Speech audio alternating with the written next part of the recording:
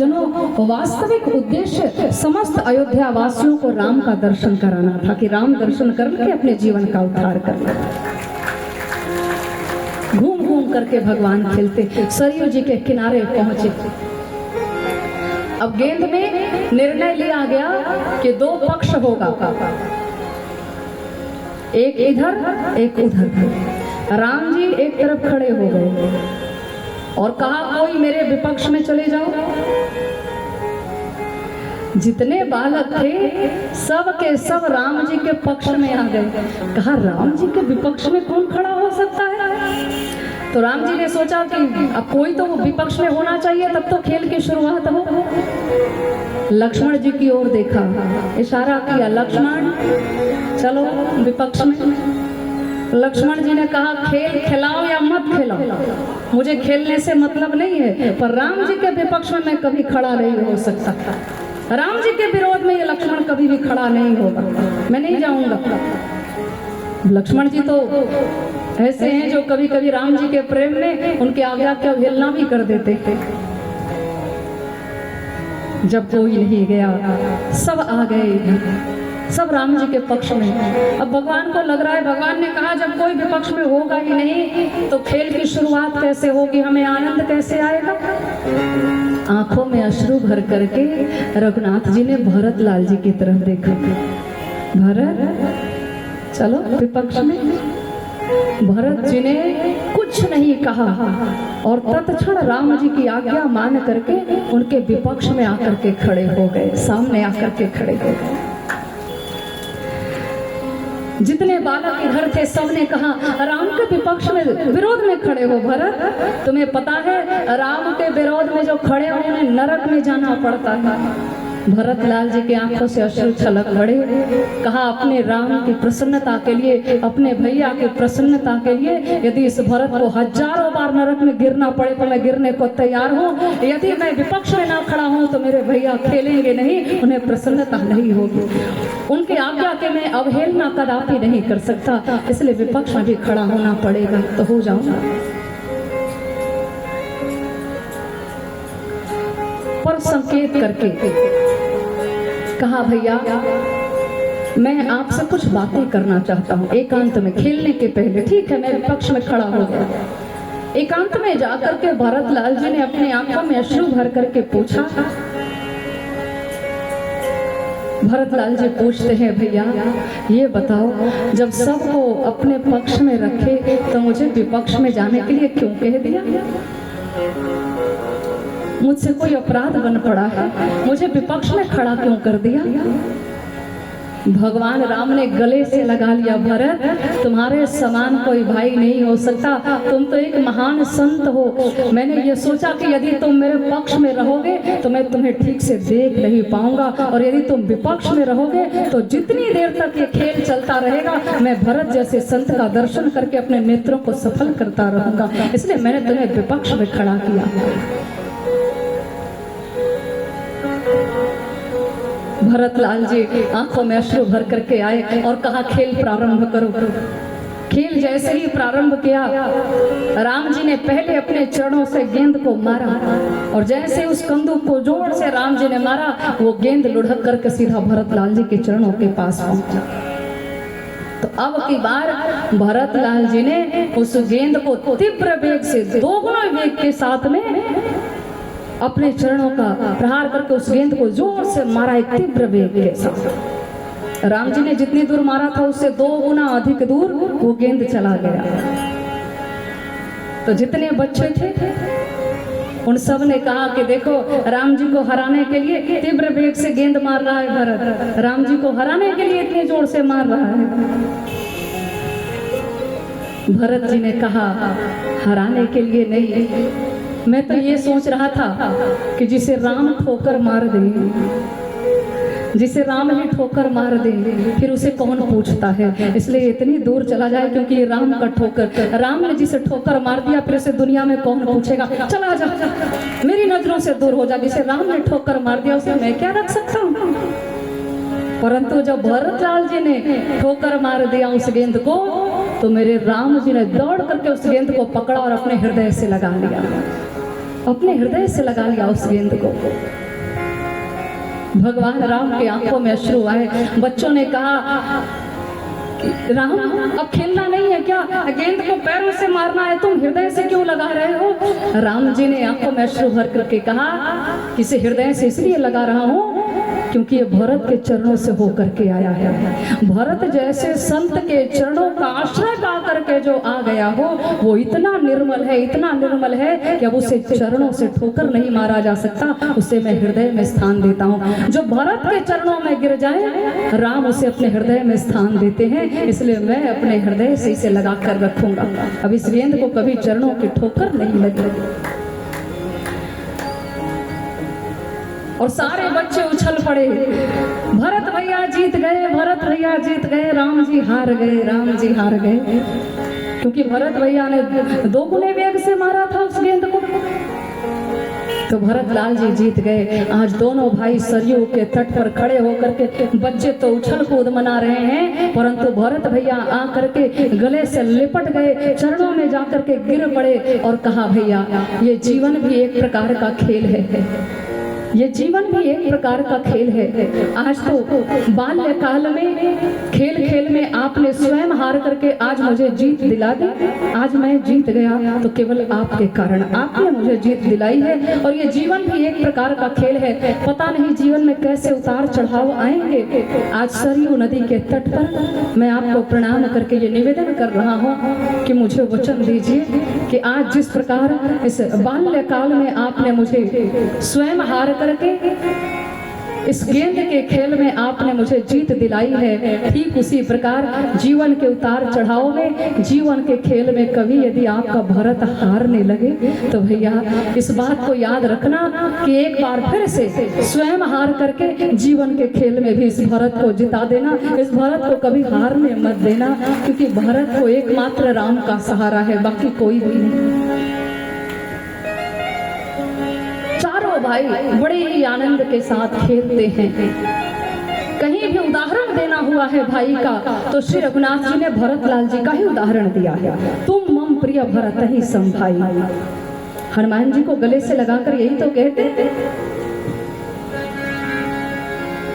किष्किंधा कांड में जब मिले हैं हमारे श्री हनुमान जी महाराज, तो भगवान श्री राम ये नहीं कहते, बगल में लक्ष्मण जी हैं, परंतु ये नहीं कहा कि तुम मम प्रिय लक्ष्मण सम भाई, नहीं, तुम मम प्रिय भरत ही सम भाई।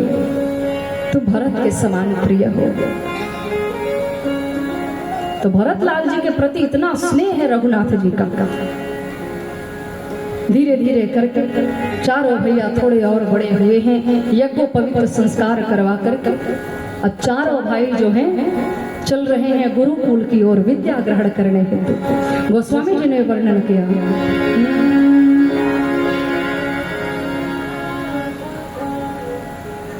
भाई कुमार जब ही सब भ्राता, भाई कुमार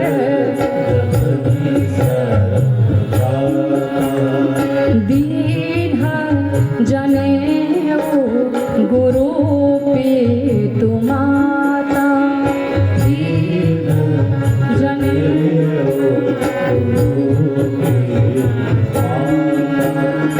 गुरु गृह गए पढ़न रघुराई, गुरु गृह गए पढ़न रघुराई, अल्प काल विद्या सब आई, अल्प काल विद्या सब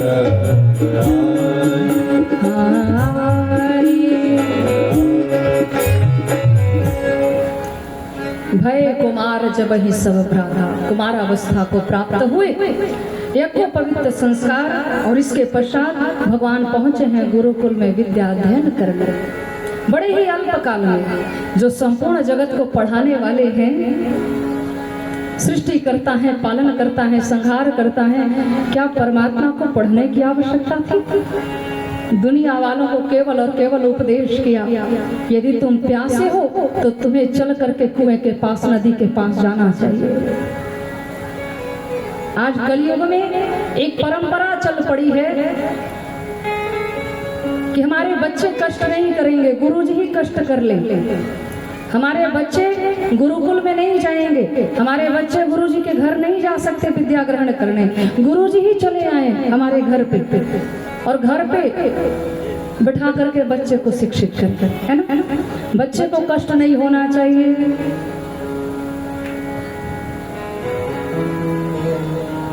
और ये कथा सिखा रही है कि बच्चे को इतना भी सुकुमार न बनाया जाए कि जीवन में आने वाले कठिन परिस्थितियों का बच्चे सामना ना कर पाए, है ना।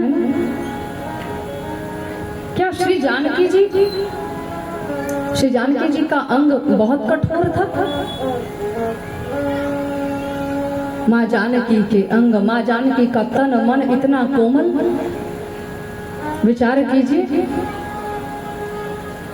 ऐसी सुकोमल अंगों वाली माँ जानकी को भी वन में जाना पड़ा, दर दर भटकना पड़ा, पाँव में कांटे चुभे, कंकड़ चुभे, परंतु महाराज जनक ने अपने शिक्षा और संस्कार के द्वारा ऐसा विसिंचित कर दिया था कि जंगल में भी रही तो श्री जानकी जी मुस्कुराती रही, आनंद में रही।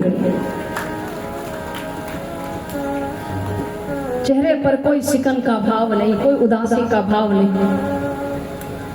अपने बच्चों को इस प्रकार तैयार कीजिए कि जीवन में कैसी भी परिस्थिति आए तो आपके बच्चे हार न माने। थोड़ा कष्ट करने दीजिए बच्चों को।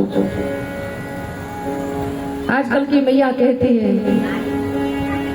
अरे बच्चा सो रहा है, सोने दो। नहीं, बच्चे को उठाइए, ब्रह्म मुहूर्त में जगाइए। बच्चे ब्रह्म मुहूर्त में जागना नहीं चाहते, और जो बच्चा ब्रह्म मुहूर्त में नहीं जागेगा उसका कभी शारीरिक और मानसिक विकास नहीं हो सकता, उसका कभी उत्कर्ष नहीं हो सकता, उसका उत्थान नहीं हो सकता। इसलिए बच्चे को ब्रह्म मुहूर्त में जागने को सिखाइए, और इसके लिए थोड़ी कठोरता भी अपनानी पड़े तो अपनाइए, उसमें पीछे नहीं हटना चाहिए, क्योंकि यही कठोरता आगे चल करके आपके भविष्य का कल्याण करेगी। आपके बच्चे के सुंदर भविष्य का निर्माण करेगी ये कठोरता। बच्चे बिस्तर से उठ गए और बिस्तर वैसे ही गंदा पड़ा है। मैया आकर के सारे कार्यों से निपट करके आती है तो बिस्तर को ठीक ठाक करती है। क्यों? बच्चों को इतना सुकुमार न बनाया जाए। गुरुकुल में बच्चे रहते थे, गुरुजी की खूब सेवा करते थे, लकड़ियां लाते थे, आश्रम की सफाई करते थे, गुरुजी के चरण दबाते थे, गुरुजी के सानिध्य में रह करके जो विद्या प्राप्त कर लेते थे। क्या आजकल के बच्चे ऐसी विद्या प्राप्त कर रहे हैं? आप तो बहुत खर्च कर रहे हैं, बहुत सुख सुविधाओं के साथ अपने बच्चे को रखते हैं, परंतु राम जी ने जो विद्या अर्जित की है, क्या ऐसी विद्या आजकल के बच्चे अर्जित कर पा रहे हैं? कभी एकांत में बैठ करके विचार कीजिएगा। विद्या ददाति विनयम, हमारे यहाँ विद्या विनम्रता देती है। आजकल ऐसी शिक्षा दी जा रही है, ऐसे संस्कार दिए जा रहे हैं कि बच्चों में विनम्रता के भाव नहीं बल्कि कठोरता के भाव आ रहे हैं। भगवान श्री राम को देखिए, विद्या अध्ययन करके जब लौटे दिनचर्या में परिवर्तन हो गया, विद्या ग्रहण करके लौटे तो दिनचर्या में परिवर्तन। प्रातः काल उठी के रघुनाथ, प्रातः काल उठी रघुनाथ, मात पिता गुरु नाम वही माथा, मात पिता गुरु नाम वही माथा। लौट करके जब भगवान आए हैं तो प्रातः काल उठ करके माता पिता गुरु सबको प्रणाम करके अपने दिन की शुरुआत कर रहे हैं। भगवान भास्कर के चरणों में प्रणाम करके, प्रणाम निवेदित करके अपने दिन की शुरुआत करते हैं। यहाँ भी बहुत सारे बच्चे बैठे हैं पढ़ने वाले, एक बार हाथ उठाकर बताइएगा, यहाँ कितने बच्चे ऐसे बैठे हैं जो प्रतिदिन अपने माता पिता गुरु को प्रणाम करके, भगवान सूर्य को प्रणाम करके अपने दिन की शुरुआत करते हैं।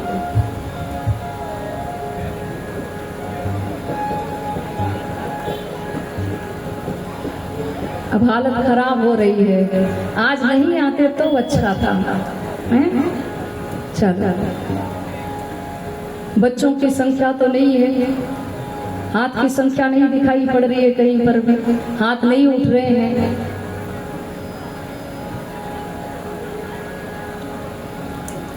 अब जितने अभिभावक यहाँ बैठे हैं उनसे ये प्रश्न है कि कितने ऐसे माता पिता यहाँ बैठे हैं जो प्रतिदिन अपने घर के बुजुर्ग माता पिता को प्रणाम करके अपने दिन की शुरुआत करते हैं, वो हाथ उठाकर बताएं। आप देख लीजिए, दर्शन कर लीजिए, वास्तविकता आपके सामने है, सच्चाई आपके सामने है। माता पिता की शिकायत रहती है, बच्चे हमारा सम्मान नहीं करते, बच्चे हमें प्रणाम नहीं करते। आजकल के बच्चे इतने अकड़ में रहते हैं, क्यों नहीं रहेंगे अकड़ में? गलती किसकी है, दोष किसमें है? आत्मनिरीक्षण कीजिए, एकांत में बैठ करके। दोषारोपण करने से कुछ नहीं होगा। बच्चे बिगड़े हुए नहीं हैं, दोष बड़ों में है। बच्चे सब ठीक हैं, बच्चों में कोई बुराई नहीं है। आप बच्चों को दिन रात सिखा रहे हैं, बच्चे कभी नहीं सीखेंगे। उपदेशात्मक ज्ञान बच्चों को कम समझ में आती है, वो कम समझते हैं। इसलिए बच्चों को सिखाइए मत, बच्चों को करके दिखाइए, तब वो समझेंगे। बच्चे कभी भी वो नहीं सीखते जो माँ बाप उन्हें सिखाते हैं, बच्चे तो वो सीखते हैं जो अपने माता पिता को करते हुए देख लेते हैं। इसलिए आपको सिखाने की आवश्यकता नहीं, करके दिखाइए बच्चों को। और मैं यहाँ पर जितने बच्चे बैठे हैं उनकी गलती नहीं मान रही हूँ, उनमें दोष नहीं है, दोष बड़ों में है। आजकल के बड़े भी अपने माता पिता, बुजुर्ग माता पिता का सम्मान करना नहीं चाहते, उनके चरणों में प्रणाम करने में लज्जा आती है। जब बहुत बड़े अफसर बन गए, अब अपने स्टाफ के सामने अपने किसान पिताजी को कैसे प्रणाम करूं? क्यों? जिस दिन चलना नहीं आता था उस दिन पिताजी ने ही अपनी उंगली थमाई थी, अपनी उंगली का सहारा दिया था, अपने हाथों का सहारा दे करके आपको चलना सिखाया था। उस दिन आपको लज्जा नहीं आई? आज जब योग्य बन गए, पिता ने बहुत बड़ा अफसर बना दिया, तो सबके सामने प्रणाम करने में लज्जा आ रही है। दुर्भाग्य है, धिक्कार है ऐसी संतान को जिसे अपने माता पिता के चरणों में झुकने में लज्जा आती हो। सेवा करने की बात तो दूर छोड़ दीजिए, लोगों को प्रणाम करने में भी लज्जा आती है। और एक बात याद रखिएगा, जितने लोगों को माता पिता के चरणों में झुकने में लज्जा आ रही है, माता पिता की सेवा करने में चूक रहे हैं, माता पिता को सड़क पर दर दर ठोकने खाने के लिए छोड़ दिया जा रहा है। आज कलियुग के बच्चे जो अपने माता पिता को जिस समय उन्हें सहारे की आवश्यकता पड़ती है उस समय वृद्धाश्रम में छोड़ आते हैं, ऐसे जितने भी कुपुत्र हैं, ऐसे जितने भी दुष्ट संतानें हैं, उनके लिए कहा गया है जैसी करनी वैसी करनी। आज यदि आप अपने माता पिता के साथ दुर्व्यवहार कर रहे हैं तो आने वाले निकट भविष्य में तैयार रहिएगा, आने वाली पीढ़ियां आपको इससे भी बढ़ करके 2 गुना आपको देने वाली हैं, इससे भी बढ़ करके दुर्व्यवहार आपका होने वाला है, दुर्गति हो जाएगी। इसलिए अभी से भी संभल कर रहने की आवश्यकता है, अभी से भी संभल जाइए, समय है।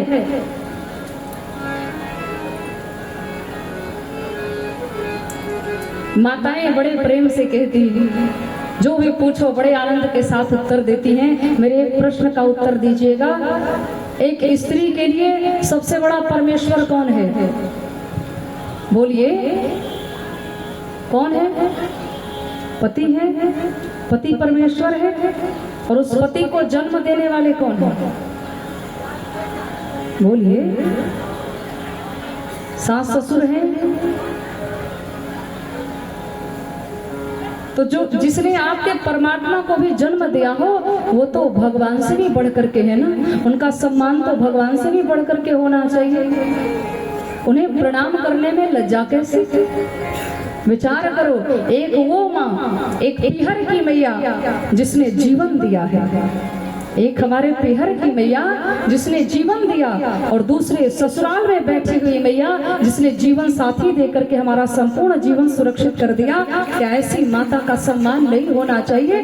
क्या ऐसे पिता का सम्मान नहीं होना चाहिए? समय है, कर लीजिए। एक समय ऐसा आ जाएगा आपके पास सब कुछ होगा, धन संपत्ति दौलत सबकी भरमार होगी, पर फिर भी जब माता पिता की कुर्सी खाली हो जाएगी ना, तो सब कुछ रहते हुए भी आप दुनिया के सबसे अभागे इंसान होंगे। सब कुछ होते हुए भी आपका सौभाग्य छिन जाएगा। माता पिता हैं तो परम सौभाग्य है, जब तक हैं खूब सम्मान कीजिए, खूब उनकी सेवा में लगे रहिए, प्रतिदिन प्रणाम करके उनका आशीर्वाद लीजिए। माता पिता के आशीर्वाद का हाथ जिसके ऊपर नहीं होता वो सब कुछ रहते हुए भी अभागा बना रहता है। पूछिए उन बुजुर्गों से जिनके माता पिता इस संसार में अब नहीं है, जब माता पिता थे तब कैसा लगता था और अब कैसा लगता है। माता पिता जीवन की सबसे बड़ी संपत्ति है, उन्हें संभाल कर रखने की आवश्यकता है। खूब सेवा कीजिए, खूब देखभाल करके खूब बढ़िया से रखने की आवश्यकता है, सुरक्षित रखिए। एक दृष्टांत के माध्यम से आपको बताऊं, एक किसान पिता खेतों में काम करके अपने बच्चे को खूब पढ़ाया, खूब लिखाया, स्वयं गांव में रहते परंतु बच्चे को पढ़ने के लिए शहर में भेज दिया।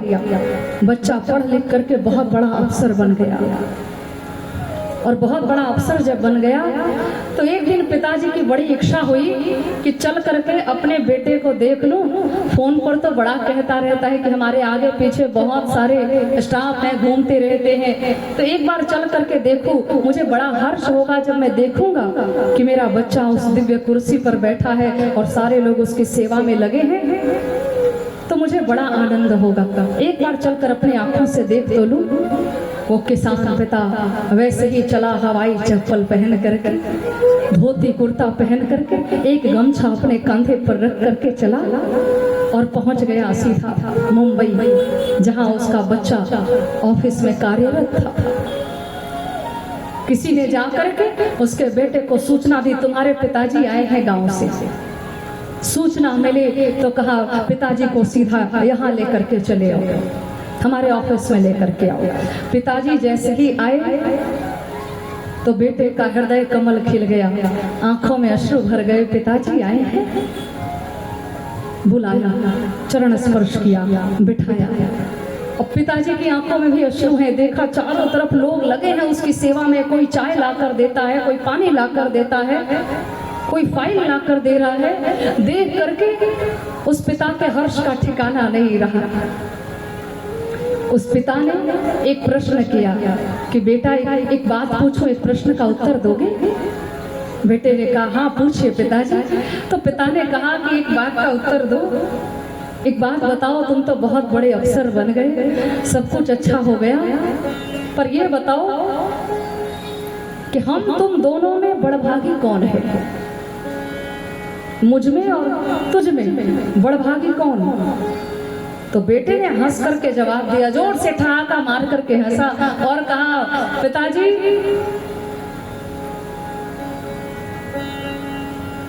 पिताजी जैसे ही आकर के पूछते हैं, सर पर हाथ फेरा, सर पर हाथ फेरा और पूछने लगे बेटा बता मुझ में और तुझ में बड़भागी कौन? तो बेटे ने हंस करके कहा कि बड़भागी तो मैं ही हूँ, बड़भागी मैं हूँ, भाग्य तो हमारे बड़े हैं पिताजी। पिताजी ने फिर से खूब बढ़िया प्यार से सहलाया अपने बच्चे को और कहा एक बार फिर से पूछ रहा हूँ, बता मुझ में और तुझ में बड़भागी कौन है? तो बेटे ने कहा एक बार कहा ना, बड़भागी मैं हूँ, बड़भागी आप नहीं हैं, मेरा बड़ा भाग्य है। पिताजी की आंखों से अश्रु छलक पड़े। कहा बेटा अंतिम बार पूछ रहा हूँ। हाथ रखा माथे पर, बेटे के माथे पर हाथ रखा और पूछा, बेटा अंतिम बार पूछ रहा हूँ, बड़भागी कौन? मैंने तुझे इतने मेहनत से पढ़ाया लिखाया, सब कुछ कर दिया, अब बस इस प्रश्न का उत्तर दे दे, मैं चला जाऊंगा। बड़भागी कौन है? तो बेटे ने कहा, हाथ पकड़ करके कहा, पिताजी एक बार कह दिया ना कि बड़भागी मैं ही हूँ, बड़भागी आप नहीं है, बड़भागी मैं हूँ, भाग्य मेरा बड़ा है। पिताजी ने कहा कि बस ठीक है, यही पूछने आया था, अब जा रहा हूँ। जाने लगे। जाते समय दरवाजे निकास द्वार पर जब पहुंचे तो एक बार मुड़ करके अपने बच्चे को देखा और आंखों में अश्रु भर करके पिता ने पूछा, बेटा जाते जाते एक बार फिर पूछ रहा हूँ, मुझ में तुझ में बड़भागी कौन? तो बेटा फूट फूट कर रोने लगा और कहा, पिताजी अब तो बड़भागी आप हो गए, मैं अभागा हो गया, मैं अभागा हो गया। पिता ने कहा, रुक करके पूछा कि अभी तो तू कह रहा था कि बड़भागी तुम हो, अभी कह रहे हो मैं अभागा हो गया? तो पुत्र ने उत्तर दिया कि पिताजी जिस समय आपके आशीर्वाद का हाथ मेरे सर पर आया, मुझे लगा मुझसे बड़ा बड़भागी इस संसार में कोई भी नहीं है। आपके आशीर्वाद का हाथ मेरे सर पर था, मुझसे बड़ा बड़भागी कोई नहीं, परंतु जैसे ही आशीर्वाद का हाथ हट गया, आप दूर जा रहे हैं, तो मुझे लग रहा है कि मुझसे बड़ा अभागा अभी संसार में कोई नहीं है। पिता के आशीर्वाद का हाथ हट जाए तो उस पुत्र से बड़ा अभागा और कोई भी नहीं है।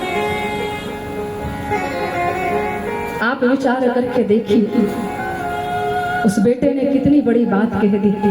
हम आप सब बड़भागी हैं जिनके माता पिता इस संसार में जीवित हैं। हम सब बड़भागी हैं जिन्हें माता पिता के आशीर्वाद का सौभाग्य प्राप्त हो रहा है। वे लोग कितने अभागे होंगे जिनके पास सारी संपत्ति, बंगला, गाड़ी, सब कुछ हो, अपार संपत्ति है, परंतु माता पिता के आशीर्वाद का हाथ ही नहीं है। माता पिता की कुर्सी खाली हो गई है तो समझ लीजिए सारी संपत्ति रहते हुए भी दुनिया के सबसे गरीब इंसान है, सबसे निर्धन है। माता पिता का खूब सम्मान करें। भगवान राम ने यही उपदेश किया है, माता पिता को प्रणाम करके दिन की शुरुआत कीजिए। और मैं तो यहाँ जितने विद्यार्थी बैठे हैं उनसे भी निवेदन करूँ, बड़ों में तो सुधार की आवश्यकता है ही। जितने यहाँ अभिभावक बैठे हैं एक बार हाथ उठा करके मुझे आश्वस्त कर दीजिए कि हम सभी जितने भी श्रोता हैं सब यहीं से आज की कथा में हम सब संकल्प करके जा रहे हैं कि कल ही प्रातः काल से ही हम इस सूत्र की शुरुआत करेंगे, इस नियम की शुरुआत करेंगे। प्रातः काल उठते ही हम अपने माता पिता को प्रणाम करके ही दिन की शुरुआत करेंगे। कितने लोग करेंगे जरा हाथ उठाकर बताइए मुझे।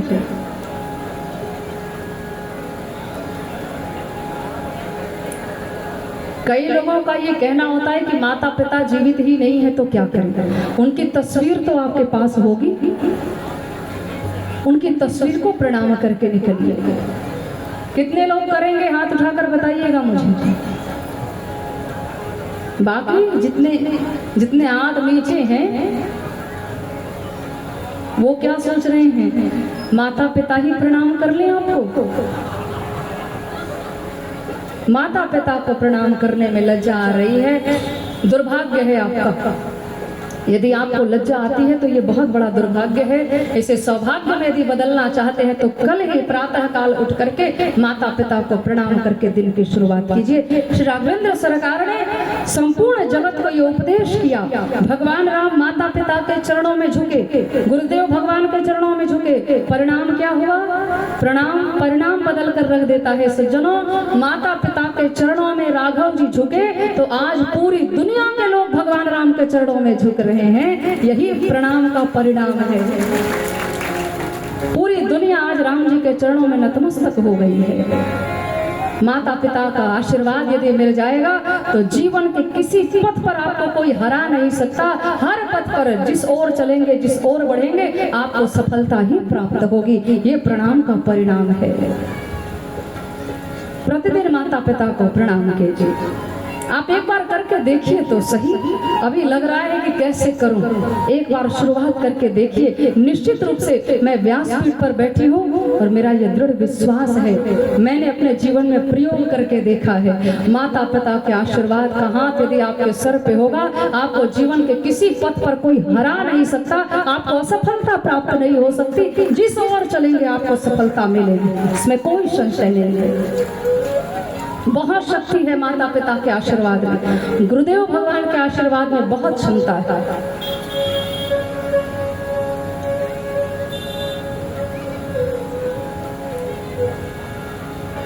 आप दर्शन कर रहे हैं, मैं इस व्यासपीठ पर विराजमान हूँ। मैं आपसे निवेदन करूं, मुझ में कोई क्षमता, कोई योग्यता ऐसी नहीं है कि मैं यहाँ बैठ सकूं। कभी कभी मन में ये भाव आता है कि प्रभु, क्या मैं यहाँ बैठने की अधिकारी हूँ? मुझ में इतना ज्ञान नहीं, मेरी अवस्था भी बहुत बड़ी नहीं है, मुझ में इतनी क्षमता योग्यता नहीं है, इतना ज्ञान नहीं है कि मैं यहाँ बैठ करके भगवान श्री राम के, भगवान श्री कृष्ण के चरित्रों का गुणानुवाद कर सकता। परंतु फिर भी परमात्मा ने मुझे यहाँ बिठाया है। जानते हैं किसका फल है? मेरे जीवन की बस एक तपस्या है। मैंने अपने संपूर्ण जीवन में, अभी तक का जो जीवन काल है, मैंने एक ही तपस्या की है, एक ही आराधना की है। मैंने सच्चे भाव से अपने माता पिता, गुरुदेव भगवान और भगवान भास्कर की आराधना की है। बाकी मेरे जीवन की कोई तपस्या नहीं है। और इसी तपस्या का फल है कि आज बैठ करके भगवान के चरित्रों का गुणानुवाद कर रही है। भगवान राम ने तो उपदेश किया ही है, एक प्रमाण यहाँ भी है, आप सबके सामने है, आप जिसका दर्शन कर रहे हैं। और अभी भी मेरे पूज्य माता पिता इस पावन कथा को श्रवण कर रहे हैं, और इसी पावन व्यासपीठ से मैं अपने माता पिता के चरणों में यहीं से प्रणाम निवेदित कर रही हूँ। आपका आशीर्वाद रहेगा तो हम हर जगह, हर स्थान पर विजयी होंगे, इसमें कोई संदेह नहीं। हम बारंबार प्रार्थना करेंगे आप सभी से, और बहुत जोर दे करके मैं कह रही हूँ क्योंकि ये मेरे जीवन का अपना अनुभव रहा है। आप एक बार करके देखिए, जितने बच्चे बैठे हैं पढ़ने वाले, प्रतिदिन माता पिता गुरु को प्रणाम कीजिए और निश्चित रूप से भगवान भास्कर की आराधना कीजिए। भगवान भास्कर को प्रणाम कीजिएगा, आपका भाग्योदय हो जाएगा। आपके भाग्योदय को कोई रोक ही नहीं सकता। निश्चित रूप से मैं अपने अनुभव को साझा कर रही हूँ आपसे। प्रतिदिन भगवान भास्कर को प्रणाम कीजिए। भगवान ने प्रणाम किया, अपने दिन की शुरुआत की, और अब गोस्वामी जी ने कथा को थोड़ी दूसरी ओर मोड़ दिया। यह सब चरित कहाँ में गाई, यह सब चरित कहाँ में गाई, आगिल कथा सुना हो मन लाई, आगिल कथा सुना मन लाई। विश्वामित्र महामुनि ज्ञानी, विश्वामित्र महामुनि ज्ञानी, बसहि विपिन शुभ आश्रम जानी, बसहि विपिन शुभ आश्रम जानी, जहाँ जप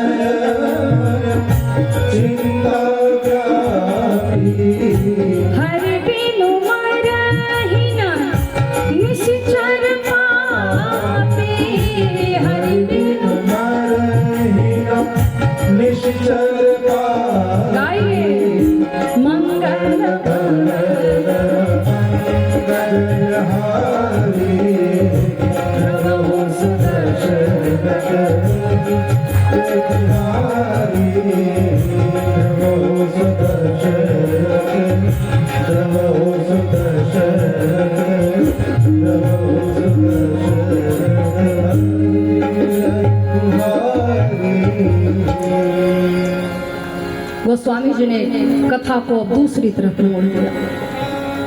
कहते हैं भगवान के बाल चरित्रों को जितनी मेरी क्षमता थी मैंने भगवान के बाल चरित्र का गुणगान किया। अब आगे की कथा सुनिए। और आगे की कथा ऐसी है, महामुनि विश्वामित्र जी। महामुनि विश्वामित्र जी, पूरा विश्व ही जिसका मित्र हो गया होगा वो विश्वामित्र है। जंगल में रहते हैं, योग ध्यान तप तपस्या करते हैं। पहले तो राजा हुआ करते थे, क्षत्रिय कुल में उत्पन्न हुए विश्वामित्र जी। बड़े ध्यान से सुनिएगा, क्षत्रिय कुल में उत्पन्न हुए, परंतु ऐसा लगा कि जब तक ब्राह्मण बन करके तपस्या ना करो तब तक भगवान नहीं मिलेंगे। तो क्या किया, अपने तप के बल पर क्षत्रिय से ब्राह्मणत्व को प्राप्त कर लिया, क्षत्रियत्व से ब्राह्मणत्व को प्राप्त किया। क्षत्रिय से ब्राह्मण बन गए, और जब ब्राह्मण बन गए तो भगवान राम ने क्षत्रिय कुल में आकर के विश्वामित्र जी को बता दिया कि मैं किसी विशेष वर्ण का अधिकारी नहीं हूँ कि कोई ये समझे कि मैं ब्राह्मण हूँ तो मुझे ही भगवान मिलेंगे, मैं क्षत्रिय हूँ तो ही मुझे भगवान मिलेंगे। नहीं, राम सब के हैं और सब राम के हैं। यदि आप ब्राह्मण बने हैं तो मैं फिर से क्षत्रिय कुल में आकर के आपको बताऊंगा कि किसी भी वर्ण में रहिए, केवल सच्चे भाव से यदि राम को पुकारा जाए तो हर वर्ण को आकर के भगवान राम दर्शन देते। राम सबके हैं, राम किसी एक के नहीं है। महामुनि विश्वामित्र जी जोग जप तप करते हैं, यज्ञादि अनुष्ठान करते रहते हैं, परंतु उस अनुष्ठान में रावण के कुछ राक्षस हैं। रावण स्वयं तो नहीं आता, क्योंकि यज्ञ को विध्वंस करने में वो ये समझता है कि ये बहुत छोटे कार्य हैं, ऐसे तुच्छ कार्य को करने के लिए मैं स्वयं नहीं जाऊंगा, तो अपने दूतों को भेजता है, राक्षसों को भेजता है। रावण के कुछ राक्षस हैं, सुबाहु और मारीच जैसे, जो आकर के यज्ञ की वेदी पर मांस के टुकड़े डाल देते हैं, हड्डियां लाकर डाल देते हैं, रक्त की धारा प्रवाहित कर देते हैं, जिससे यज्ञ आदि अनुष्ठान पूर्ण नहीं हो पाता।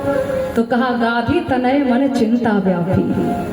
ध्यान दीजिएगा सज्जनों, पहले तो कहा विश्वामित्र महामुनि ज्ञानी, परंतु जैसे ही चिंता की बात आई, हमारे यहाँ कहा गया है कि एक संत को कभी भी चिंता नहीं करनी चाहिए, उसे चिंतन करना चाहिए।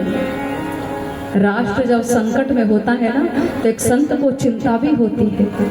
आज चिंता तो कर रहे हैं, परंतु गोस्वामी जी अपने कलम को बहुत सावधान करके रख रहे हैं, बहुत सावधानी पूर्वक लिखा।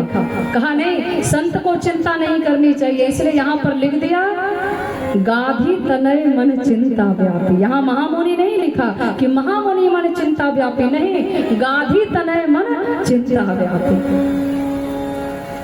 मन में चिंता हुई, भगवान राम को जितनी जल्दी हो सके अब यहाँ पर लेकर के आओ और राक्षसों का निशाचरों का संहार हो, यज्ञादि अनुष्ठान पूर्ण हो, संपूर्ण विश्व का कल्याण हो। इस भाव से महामुनि विश्वामित्र जी चले हैं श्रीधाम अयोध्या जी में। और जैसे ही पहुंचे महाराज दशरथ को पता चला,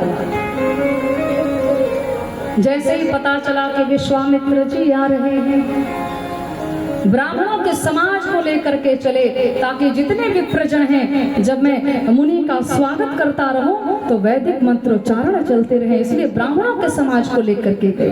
गोस्वामी जी ने वर्णन किया है,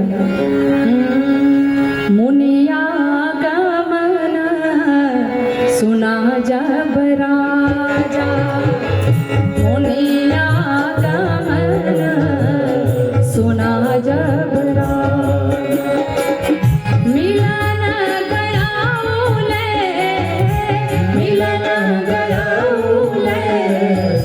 विप्र समाज करी दांडवत उन्हीं सन्मानी,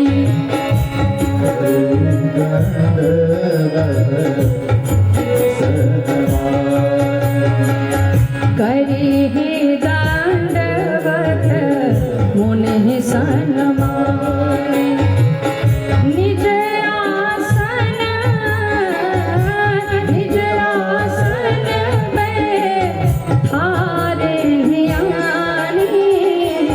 चरण पखारी की अति पूजा, चरण पखारी की अति पूजा।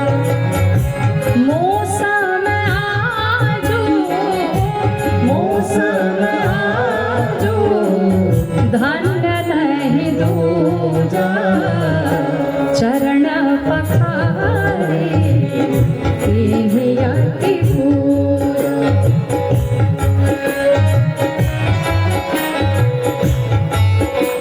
महामुनि विश्वामित्र जी पधारे, विप्र समाज को लेकर के गए, दंडवत किया, खूब बढ़िया स्वागत सत्कार करते अपने भवन में लेकर के आए। चारों पुत्रों को प्रणाम करवाए। विश्वामित्र जी के चरणों में चारों भाई प्रणाम करते हैं। और जैसे ही राम जी पर दृष्टि पड़ी है विश्वामित्र जी की, यहाँ एक टक निहारते रह गए, एक टक निहार रहे हैं।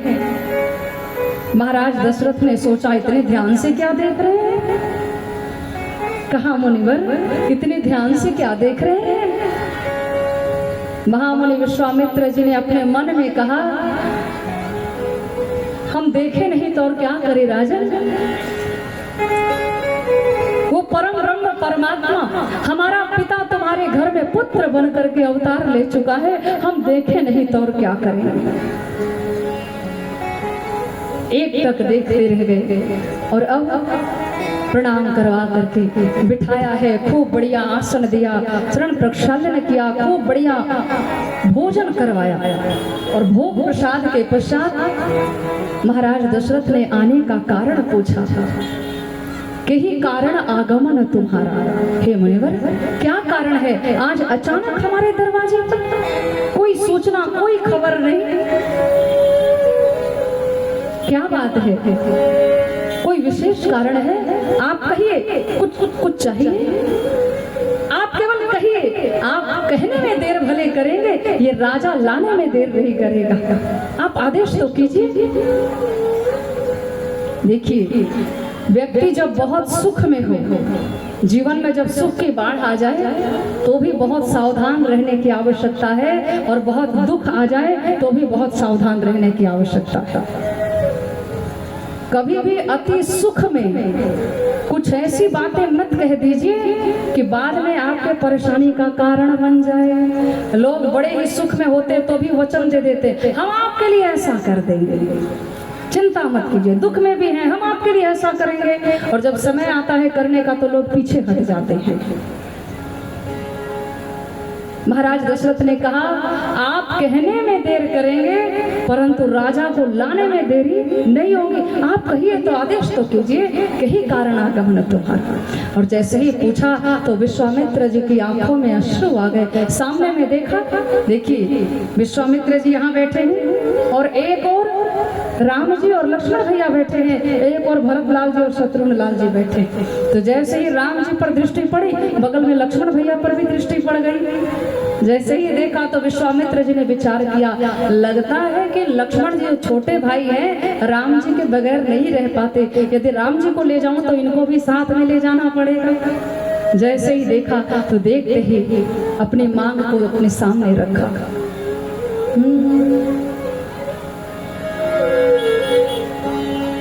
असुर समूह सतावहि मोहि, असुर समूह सतावहि मोहि, मैं जाचन याऊं नृपतोहि,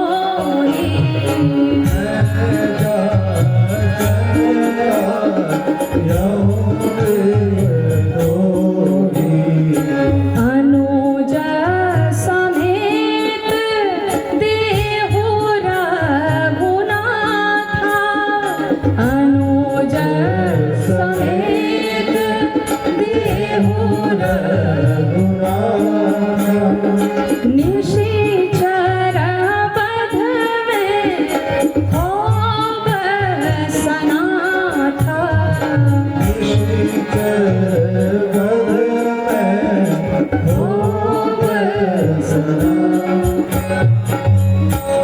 देखिए, एक बड़ा ही सुंदर भाव प्रकट हुआ है कि कभी भी बहुत अधिक मांगने की आदत नहीं बनानी चाहिए।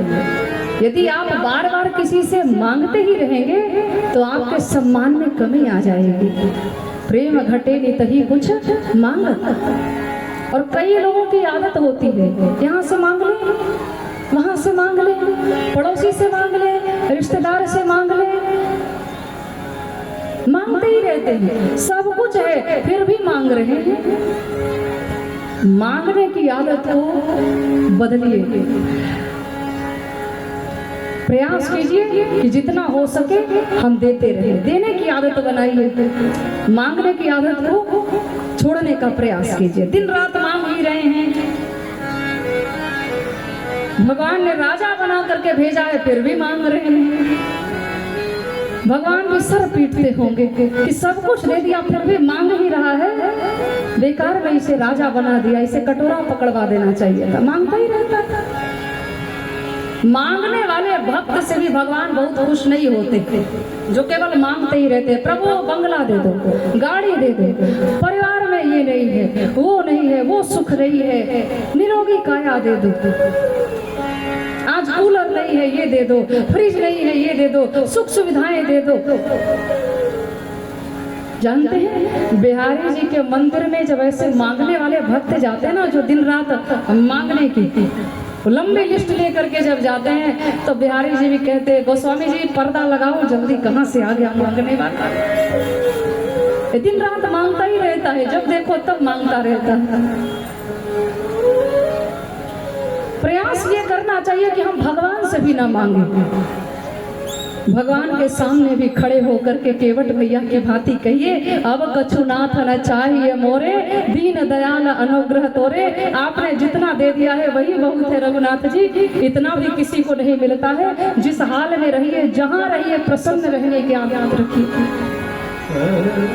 प्रसन्न रहने की आदत बनाइए। कई लोग तो सब कुछ मिला है फिर भी रो रहे हैं, और वही जंगल में जोगी रहता है, दिन रात आनंद में है। क्यों? कुछ नहीं है पर राम रूपी धन है। कबीरा सब जग निर्धना, धनवंता नहीं कोई, और धनवंता सोई जानिए जाके राम धन होई। राम धन मिल गया है, अब किसी चीज की कामना नहीं, अब कछु नाथ न चाहिए मोरे, कुछ नहीं चाहिए प्रभु। आपकी कृपा से नर्तन मिल गया। आपने इतनी सुंदर बुद्धि दे दी कि कमा कर खा सकते हो, और फिर भी भगवान के पास जाकर शिकायत कर रहे हो। अपने पुरुषार्थ का प्रयोग कीजिए। मांगने की जो आदत है उसका त्याग कीजिए, और भगवान से प्रार्थना भी करनी है तो यही कीजिए कि प्रभु कभी हमें किसी से कुछ मांगने की आवश्यकता ना पड़े। रघुनाथ जी जब भी अवसर मिले तो देने के लिए ही हमारे हाथ आगे आए, कभी मांगने के लिए हमारे हाथ आगे ना आए।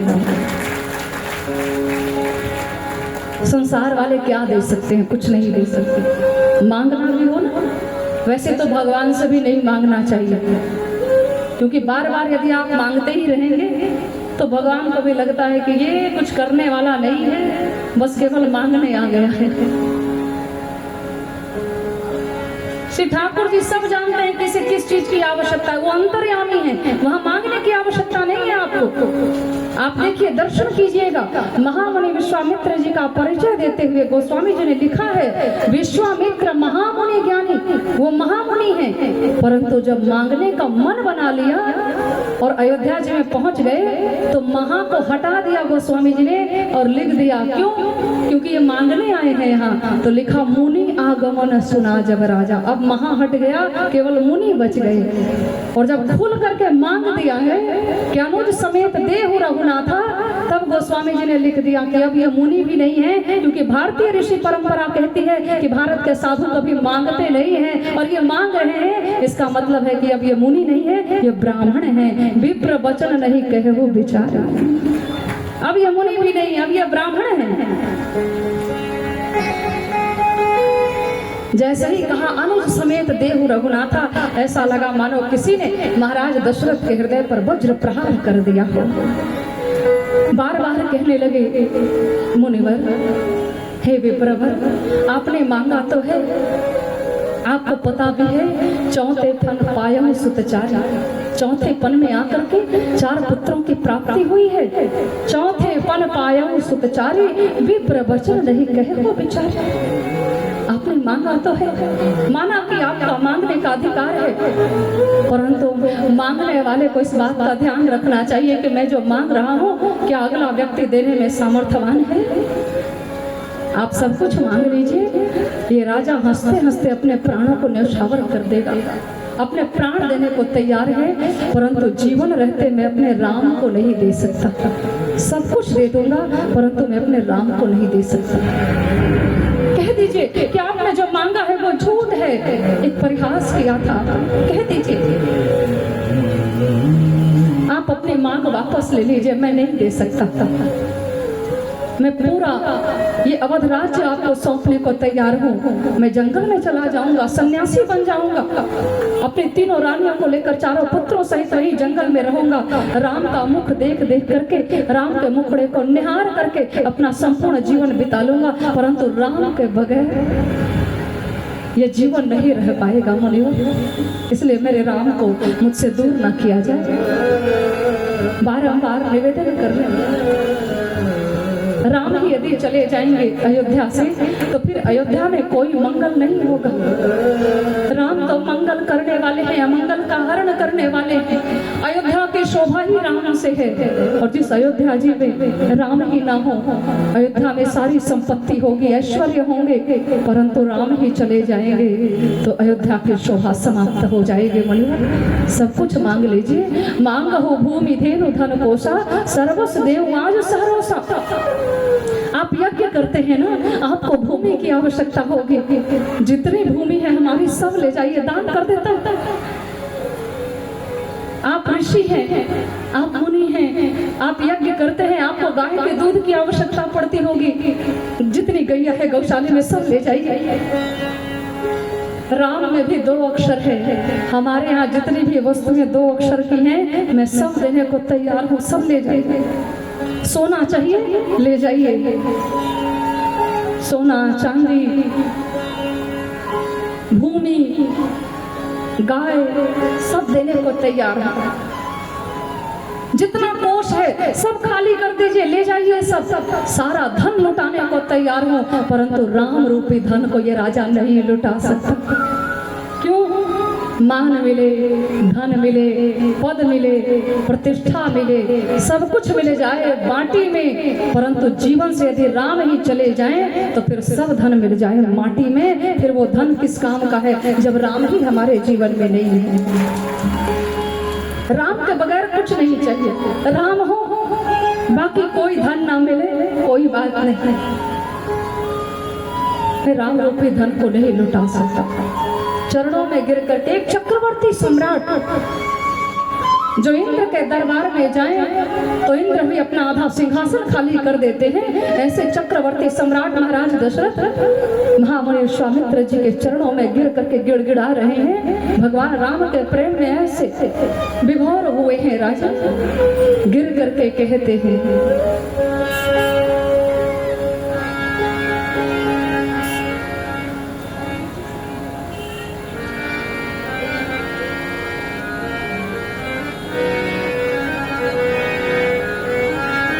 बारंबार निवेदन कर रहे हैं, राघव को मैं न दूंगा, राघव को मैं न दूंगा, मुनिनाथ मरते मरते, मुनिनाथ मरते मरते मेरे प्राण ना रहेंगे, मेरे प्राण ना रहेंगे, यह दान करते करते, यह दान करते करते राघव को मैं न दूंगा।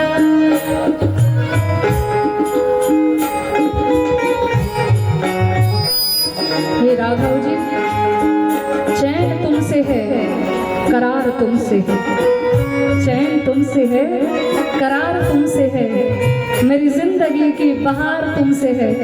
क्या करूं मैं लेकर के सारी दुनिया की दौलत को, क्या करूं मैं लेकर सारी दुनिया की दौलत को, मेरे दिल को तो प्यार तुमसे है अवध बिहारी। सारी दुनिया की दौलत मिल भी जाए और तुम ही ना मिलो तो ये भोजन किस काम का, मेरी तपस्या कब काम आई, ये जीवन किस काम का होगा। महाराज दशरथ चरणों में गिर करके कह रहे, जल के बिना कदाचित मछली शरीर धारे, जल के बिना कदाचित मछली शरीर धारे, पर मैं न जी सकूंगा इनको बिना निहारे।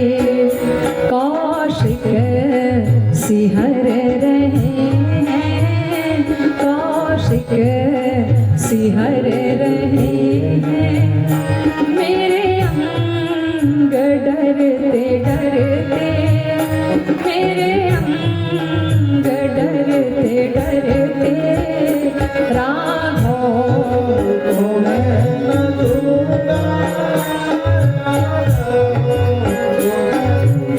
हे विप्रवर, जल के बिना मछली तो थोड़ी देर जीवित रह भी सकती है, परंतु अपने राम के बगैर तो ये राजा एक क्षण भी नहीं जी पाएगा।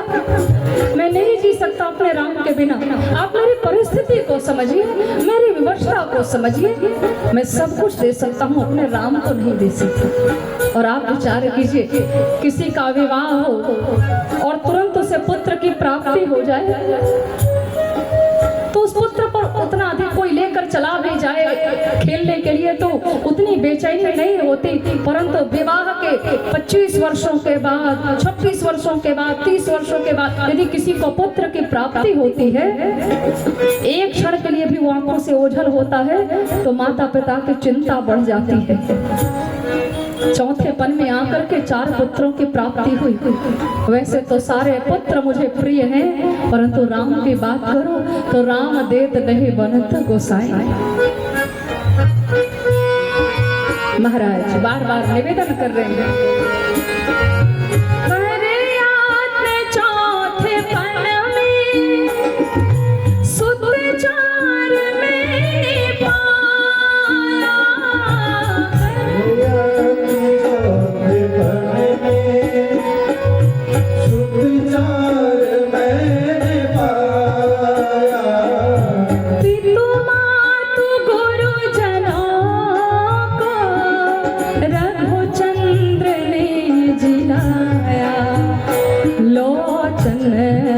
चकोर तन में, लोचन चकोर तन में, छवि पान करते करते, छवि पान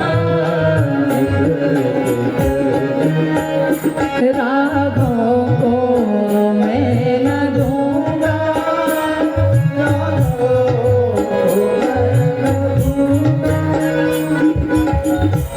एक समय ऐसा भी आया जब विश्वामित्र जी थोड़े क्रोधित हो गए।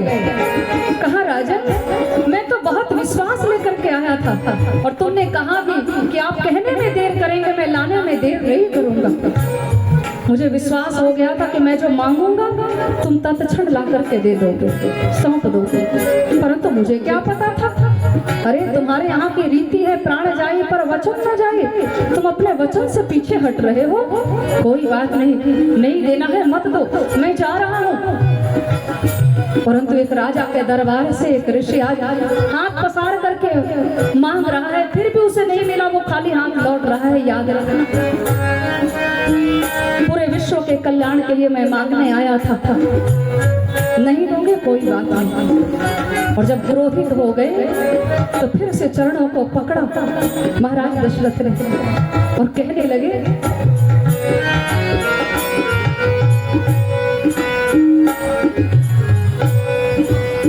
मुनिवर आप प्रसन्न हो जाइए, आप क्रोध मत कीजिए, आपको क्रोध शोभा नहीं देता। होवे प्रसन्न मुनिवर ले राजकोष सारा। होवे प्रसन्न मुनिवर ले राजकोष सारा। रानी सुतों के संग में वन में करूं गुजारा। ले गोद राम शिशु को, ले गोद राम शिशु को। सुख मोद भरते भरते, सुख मोद भरते भरते। राघो को मैं न दूंगा। कहा मुनिवर आप मान रहे हैं, ठीक है, क्रोध मत कीजिए। एक क्षण के लिए विचार करके देखिए कि जिन बड़े बड़े असुरों का सामना आप नहीं कर सके, और वाल्मीकि रामायण में वर्णन है जब सुबाहु और मारीच के विषय में, रावण के विषय में जब विश्वामित्र जी ने बताया तो एक समय के लिए महाराज दशरथ भी कांप गए। आप विचार कीजिए मुनिवर, जब आप ऐसे दुष्ट राक्षसों का सामना नहीं कर सके, मेरा हृदय भी कांप रहा है सुन करके, उस रावण का नाम सुन करके। राम और लक्ष्मण के अंग बड़े कोमल हैं। अरे अभी अभी तो ये गुरुकुल से विद्या अध्ययन करके लौटे हैं, क्या ये राक्षसों का सामना कर पाएंगे? एक बार विचार करके देखिए, क्यों ले जा रहे हैं इन्हें? आप मेरे प्राण ले लीजिए और मेरे राम को मत मांगिए। निवेदन करते हैं। लड़के हैं राम लक्ष्मण, कैसे करें लड़ाई। लड़के हैं राम लक्ष्मण, कैसे करें लड़ाई। गिरिधर प्रभु को देते बनता नहीं गोसाई। करेयो पड़े चरण पर, करेयो पड़े चरण पर। दृग नीर ढरते ढरते, दृग नीर ढरते ढरते। राघव को मैं न दूंगा, मुनिनाथ मरते मरते, मुनिनाथ मरते मरते। मेरे प्राण ना रहेंगे, मेरे प्राण ना रहेंगे।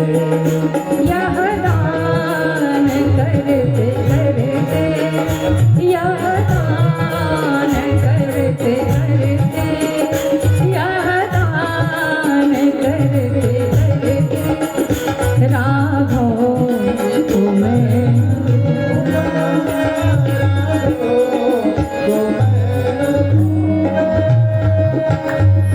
मैं नहीं दे सकता। महामुनि विश्वामित्र जी अपने जिद पर अड़े हैं कि मैं कुछ नहीं लूंगा, केवल राम को ही लूंगा। क्योंकि एक साधु को जब भी मांगना चाहिए तो केवल भगवान को ही मांगना चाहिए। और एक गृहस्थ का ये धर्म है कि वो सब कुछ लुटा दे परंतु अपने परमात्मा को ना दे। दोनों अपने अपने जिद पर अड़े हैं। कुल गुरु वशिष्ठ उठे और उठ करके समझा दिया। तब वशिष्ठ बहुविधि समझावा। एक अर्थ तो ये है कि बहुत प्रकार से समझाया, बहुविधि समझाया। राजा आप नहीं जानते विश्वामित्र जी की सन्निधि में आपके बच्चे रहेंगे तो आपको नहीं पता ये कितने मजबूत हो जाएंगे। आपको लग रहा है ये कुछ नहीं कर सकते हैं, ये सर्व सामर्थ्यवान हो जाएंगे यदि विश्वामित्र जी की सन्निधि में रहेंगे। ऐसा श्रेष्ठ गुरु यदि इनको मिल गया तो फिर ये सर्व सामर्थ्यवान हो जाएंगे। और इतना ही नहीं, यदि वो यज्ञ पूर्ण हो गया तो यज्ञ से संपूर्ण विश्व का कल्याण हो जाएगा, संपूर्ण विश्व में आपके पुत्र की जय जयकार होगी, आपका यश फैलेगा। महाराज आप इनके साथ विदा कीजिए। और एक भाव तो ये भी है, बहुविधि। वशिष्ठ जी ने समझा दिया कि साधु को जो भी दान करोगे उसका 2 गुना करके साधु आपको वापस लौटा देंगे। यदि इधर से 2 भेजोगे तो उधर से ये 4 लेकर के आएंगे, 4 को भेजोगे तो 8 लेकर के आएंगे। इसीलिए जितनी जल्दी हो सके कोई संकोच मत करो, निसंकोच इनके साथ अविलंब विदा करो। फिर भी नहीं मान रहे, तब कहा महाराज प्रतिदिन भगवान शंकर के मंदिर में जाकर सर पटक पटक करके याचना करते थे, महादेव हमारे बच्चे 15 वर्ष के हो गए, राम 15 वर्ष के हो चुके हैं, अभी तक कोई अगुआ दरवाजे पर नहीं आ रहा है, क्या विवाह नहीं होगा? भोले बाबा हो बिना बियहले रह जाइए कुआं।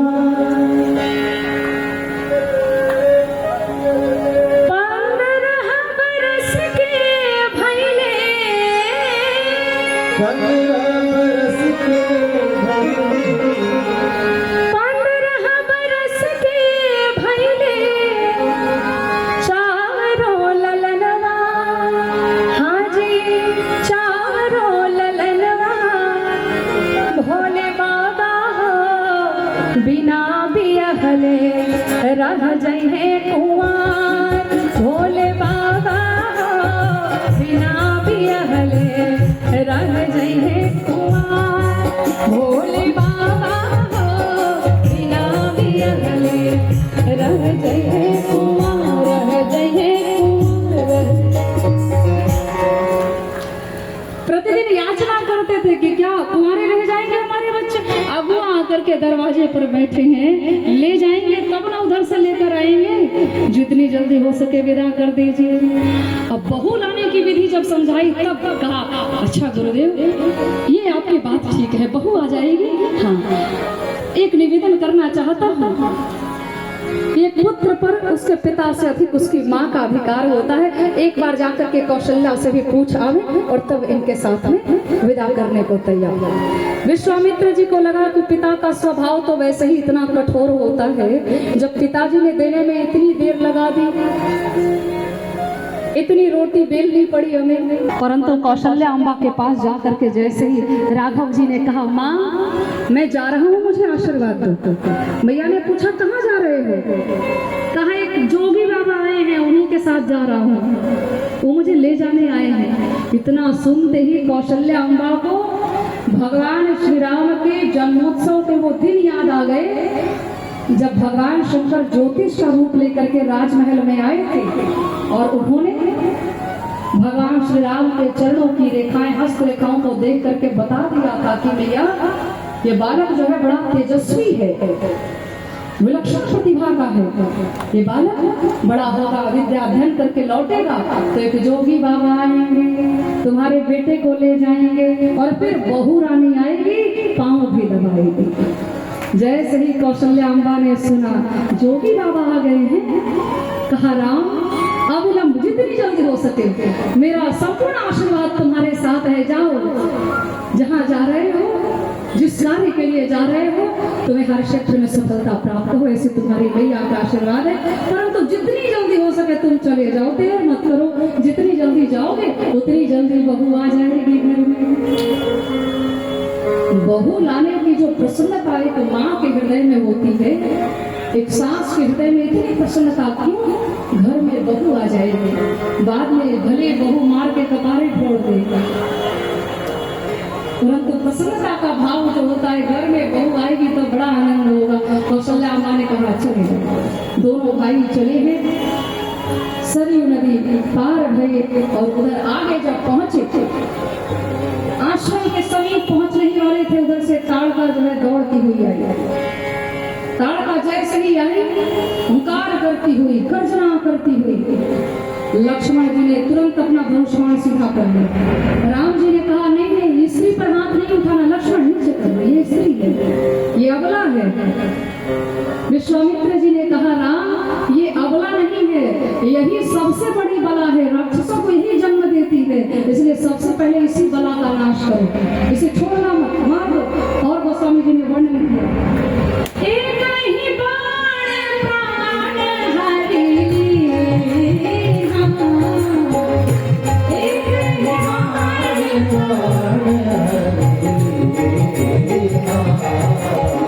बीन जाने तेरी जगत दीना।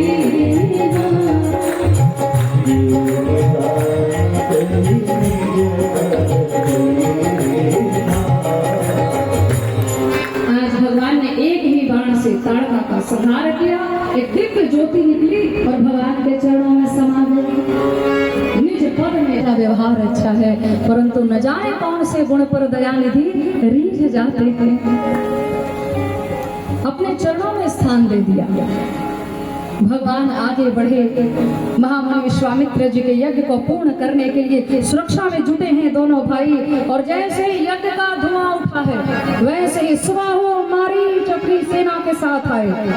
जितनी सेना है सबका संहार लक्ष्मण जी ने कर दिया।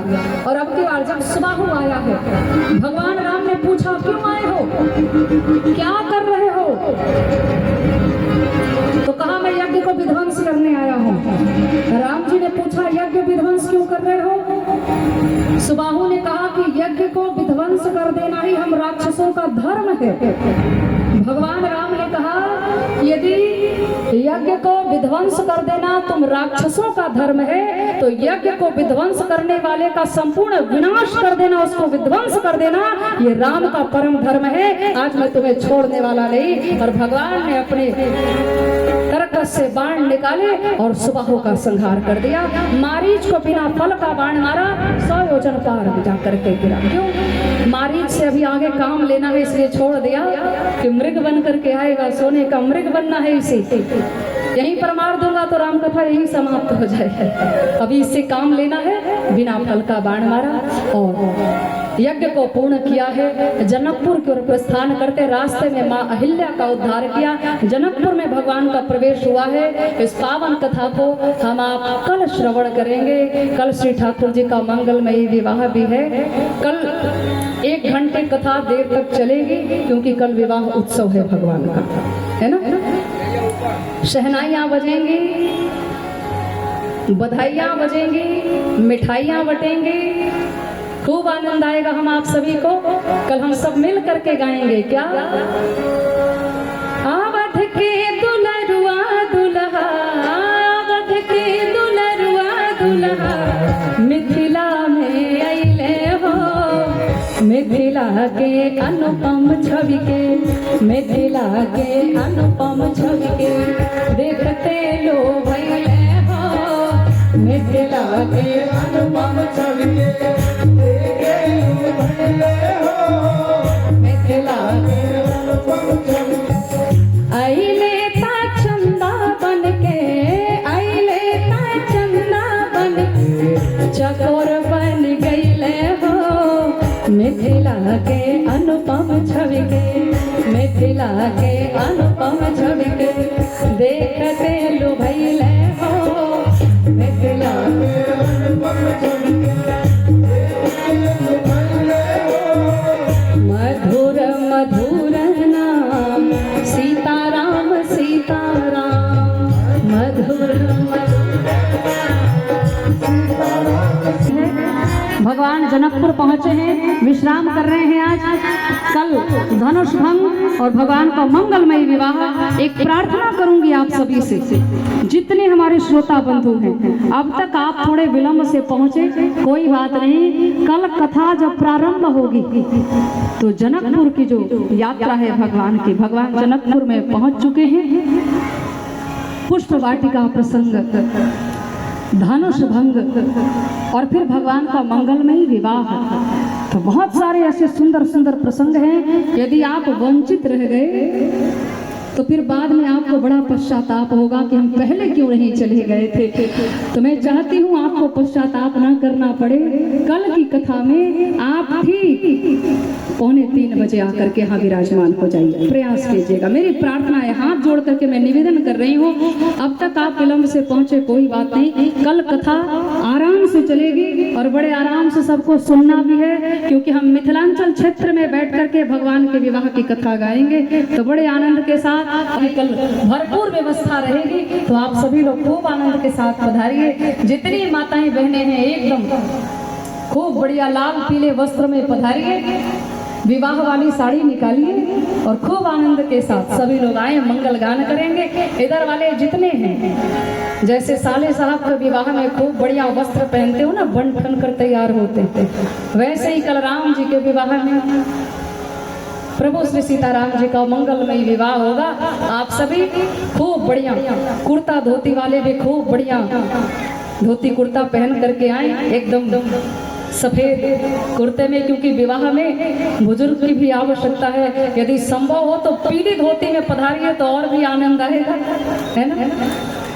और बाकी जितने हमारी युवा पीढ़ी हैं, हमारे युवान भाई हैं, उनसे भी निवेदन है, शेरवानी हो सके तो निकालिए, खूब बढ़िया कुर्ता पायजामा पहन करके आइए, पगड़ी बांध करके सब चलेंगे राम जी की बाराती में। बहुत आनंद आने वाला है, हम सभी को अवश्य पधारिएगा। आइए 2 बार हरि नाम संकीर्तन कर ले हम सभी। मधुर मधुर नाम सीताराम सीताराम, मधुर मधुर नाम सीताराम सीताराम, पावन पावन नाम सीताराम सीताराम, पावन पावन मंगल मंगल नाम सीताराम मधुर मधुर नाम सीताराम सीताराम, मधुर मधुर नाम सीताराम सीताराम। छोटे छोटे हाथ नहीं, लंबे लंबे हाथ निकालिए, पूरे पूरे हाथ उठा करके सभी लोग गाइए। मधुर मधुर नाम, मधुर मधुर नाम, पावन पावन नाम, भाव से मंगल मंगल नाम सीताराम सीताराम, मंगल मंगल नाम सीताराम सीताराम, सिया बोल सिया बोल सिया बोल सिया बोल,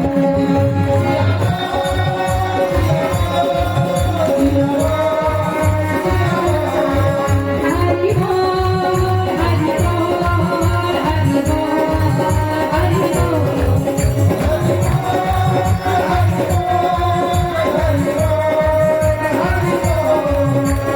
सिया बोल हरि बोल सिया बोल हरि बोल हरि बोल हरि बोल हरि बोल, सिया बोल सिया बोल हरि बोल हरि बोल, सिया बोल सिया बोल सिया बोल सिया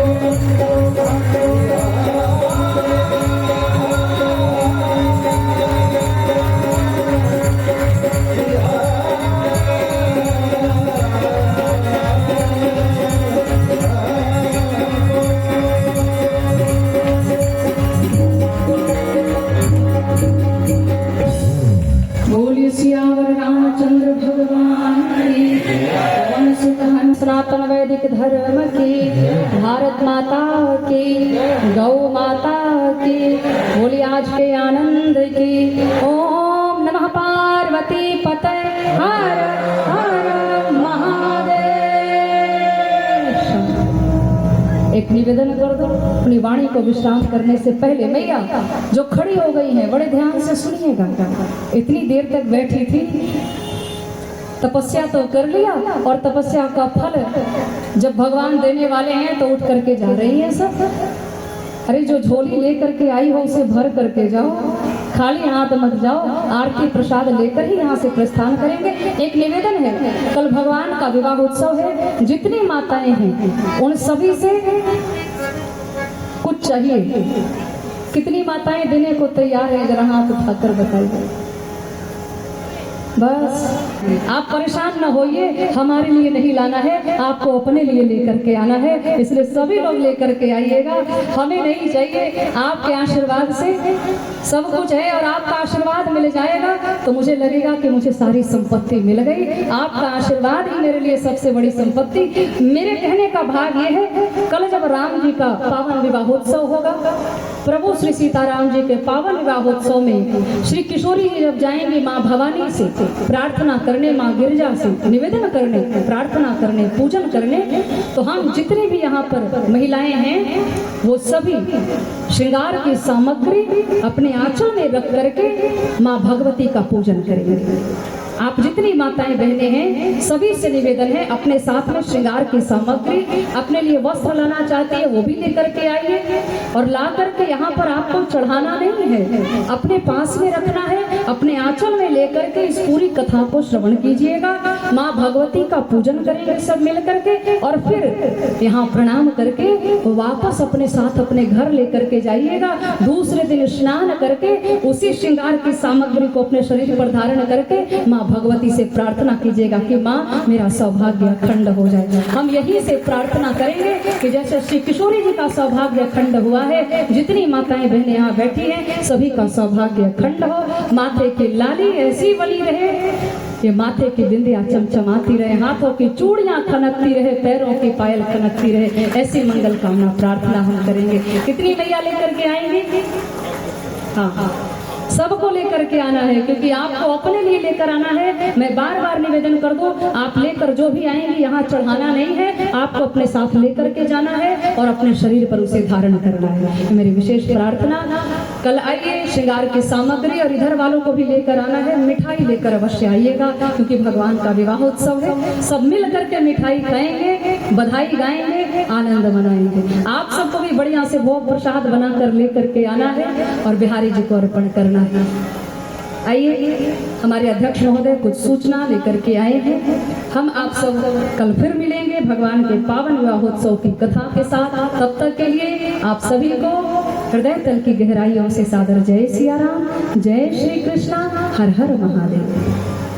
हमने आपको दिया है तो कमी की बात की है, बस आगे से मत आइए, सीधे चले जाइए, अपना जहाँ से आए कहीं चले जाइए। चैनल को लिंक देंगे थोड़ा, आइए। चंचला कुमारी चले गए और विनीता कुमारी आइए, आप एक माला लीजिए और हमारे भगवान को स्वागत कीजिए। आप राम कुमार सिंह जगदीशपुर, हम म्यूजिशियन हैं, पैड किया जी, बहुत बढ़िया फ्रेंड है ना। राम कुमार सिंह जगदीशपुर नहीं आए हैं, कहाँ गया?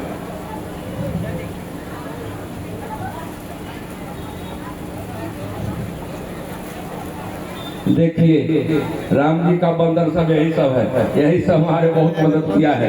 इसका भी प्रेम से स्वागत कीजिए ताकि इसका काम बनता रहे। चलो आगे बढ़ो। और को बच्चे हैं सुधा कुमारी, सुधा कुमारी, सुधा कुमारी जा घरे पहले तक गई हुआ मैडम देखता थे, खोलिया था रास्ता में। और एक मात्र ही महिला सदस्य है कि हमारे रामायण गोष्ठी की शोभा बढ़ाती है। हर गोष्ठी में इनकी उपस्थिति रहती है, प्रेम से आशीर्वाद इनको दीजिए। आइए, आपको आप आइए बैनाथ भाई।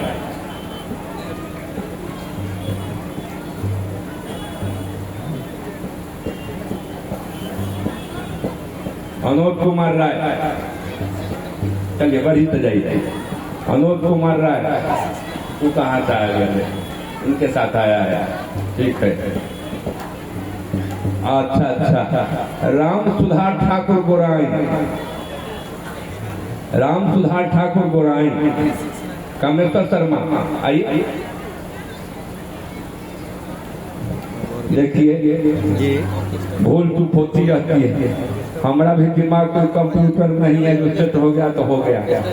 जो लोग बच जाते हैं किसी कारण से वो लोग निराश नहीं होंगे। फिर कल तो कह दिया पहले ही इन्होंने कि 1 घंटा समय बेसी लगेगा, हम तो मुंह ताकते रह जाएंगे, संभवतः मुंह ताकते रह जाएंगे। ज्यादा विलम्ब करना मैं चाहता भी नहीं। तो अंतिम 4 दिन की कथा बची हुई, 4 दिन के अंदर में हम सभी आदमी को समेट लेंगे, सबों का भगवान का आशीर्वाद दिया देंगे। इनका व्यासपीठ से सामूहिक आशीर्वाद है। कथा में आप आ गए क्या भैया? जाए जल्दी से आओ, समय का अभाव है। समस्तीपुर तक आवाज साथ नहीं गया, गढ़िए चुप हो गया।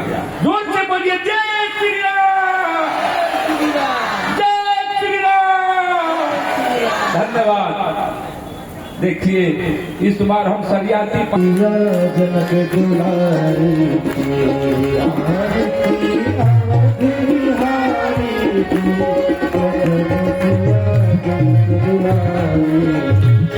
आरती अवध बिहारी की, लखन सिया जनक दुलारी की, आरती अवध बिहारी की, लखन सिया जनक दुलारी। शीश पर शीश पर कृष्ण मुख सोहे, चंद्रिका की छवि मन मोहे, चंद्रिका की छवि मन मोहे, लखन सेवा बलिहारी की, लखन सिया जनक दुलारी, आरती अवध बिहारी, लखन सिया जनक दुलारी। कपोल से अलगे झलके, कपोल से अलगे झलके, बिजली सी चमके, हसन पे बिजली सी चमके, देख कजरारे नैनों की, लखन सिया जनक दुलारी, आरती अवध बिहारी की, लखन सिया जनक दुलारी। धन्य सर यू निर्मल मेरा, धन्य सर यू निर्मल मेरा, भरत रिपुदन महावीरा, भरत रिपुदन महावीरा, शरण सेवा धनुधारी, लखन सिया जनक दुलारी, आरती अवध बिहारी की, लखन सिया जनक दुलारी। जिए जुग श्यामलता जोड़ी, जिए जुग श्यामलता जोड़ी, भजर मन सब माया तोड़ी, भजर मन सब माया छोड़ी, दर्शहित युग बिहारी की, लखन सिया जनक दुलारी, आरती अवध बिहारी की, लखन सिया जनक दुलारी, आरती अवध बिहारी की, लखन सिया जनक दुलारी, आरती अवध बिहारी की, लखन सिया जनक दुलारी, लखन सिया जनक दुलारी, लखन सिया जनक दुलारी, लखन सिया जनक दुलारी। ओम जलेन शीतलीकरणं पुष्पैः देवाभिः